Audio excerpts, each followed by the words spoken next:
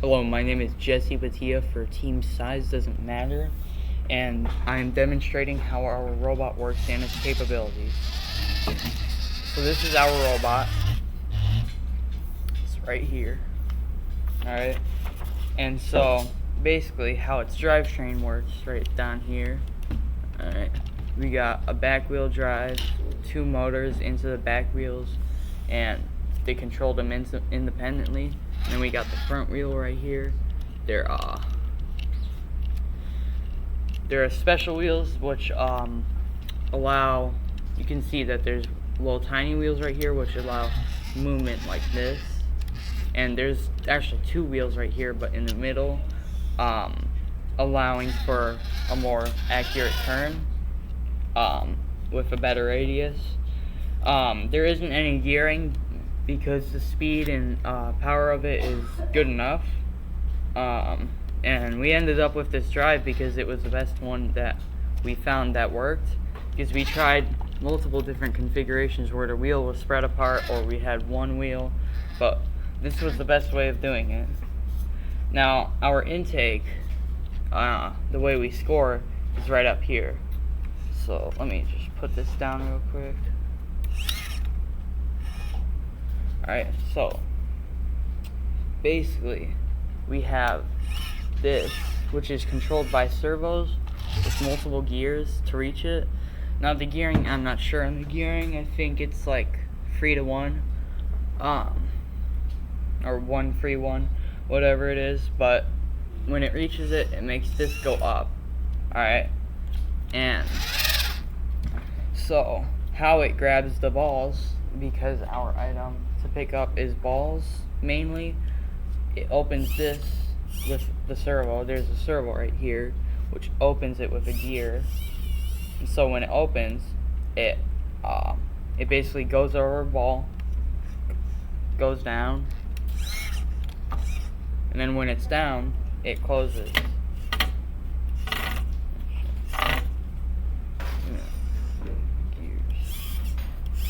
And it closes, and there would be balls inside of it, and then it goes up and then like drives over to where the cake blocks where it has to put the frosting on, which are the balls, and it drops it, and hopefully it lands inside of the cake blocks.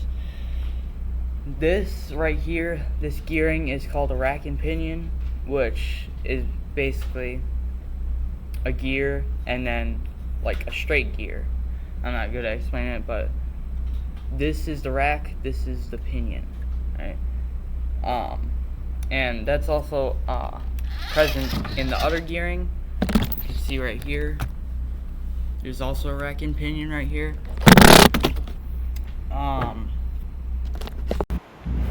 Alright, so now this is our code. You can see right here, we put it as the max speed in initialization, so it allows it to be as fast as possible. That doesn't really matter though. Now, in the actual operation mode, you can see in gamepad 1, it checks if gamepad 1 were to left stick Y. So basically Y is the axis up and down for the left stick on the analog stick, and it checks whether it's over 0, which means that it's going up, and vice versa with it going down. And it checks if the left stick button is pressed, which when it's pressed it makes it go faster, and when it's not pressed it makes it go slower. And goes, see, it's reversed right here because the motors are reversed. So this is going forward, but it looks like it's saying it's going back, turning, but it's not. It's going forward. And same thing for the thing, but opposite. And then right here is the turning controls, which is essentially the same thing but for the right stick X, and has the same power thing, but the directions are in the same part, which means it's turning. Now for the second gamepad, which controls the intake devices, when you press X, it opens the it doesn't open, it changes the height of the what we call the scooper or the arm, And for Y, it makes it go down. And for B, it just makes it stop moving at all. And then D-pad down opens the hand, which grabs the balls, and then D-pad up. No, D-pad down closes it, and D-pad up opens it.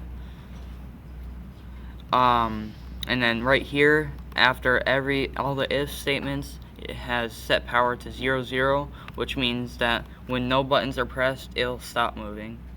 And that is our code. Thank you for listening.